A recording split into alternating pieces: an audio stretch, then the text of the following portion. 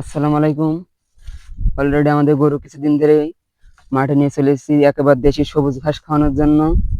আমাদের এই অঞ্চলে কিন্তু ধান কাটার পরে প্রায় 1.5 থেকে 2 মাস মাঠ পড়ে থাকে, যার কারণে গরুগুলো মাঠে নিয়ে আসলে একেবারে পিওর সবুজ একেবারে অর্গানিক খাদ্য পাই।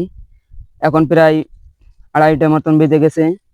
কিছুদিন যাবৎ বেশ বৃষ্টি হচ্ছে, প্রায় প্রতিদিনই দুপুরে পর পরে বৃষ্টি হচ্ছে, যার কারণে একটু সকাল সকাল আসা।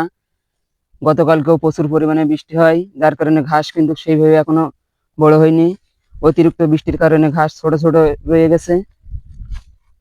একেবারে সময় সবচেয়ে গ্রোথ ভালো হয়।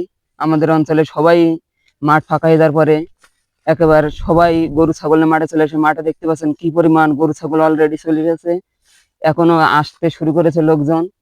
এখন তো প্রায় দুপুর বেলা, বিকাল বেলা পুরো মাঠে একেবারে পরিপূর্ণ হয়ে যাবে গরু ছাগলে। আমাদের মাঠটা দেখতে পাচ্ছেন, যত দূর চোখ যায় শুধু সবুজ আর সবুজ। ধান কাটার পরে ঠিক মাঠে হয়ে পড়ে থাকে। প্রায় 1.5 থেকে 2 মাস একেবারে দেশি খাদ্য খাওয়ানো যায় গরুকে, একেবারে সবুজ ঘাস।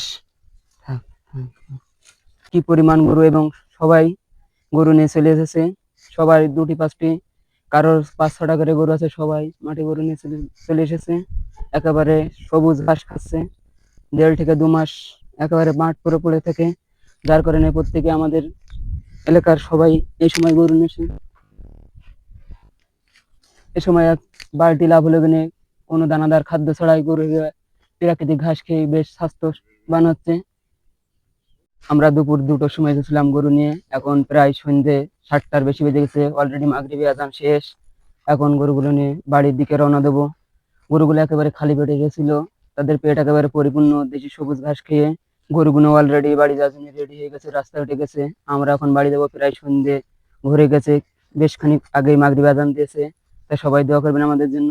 ভালো থাকবেন। আসসালামু আলাইকুম রহমতুল্লাহ বরকাত। চলো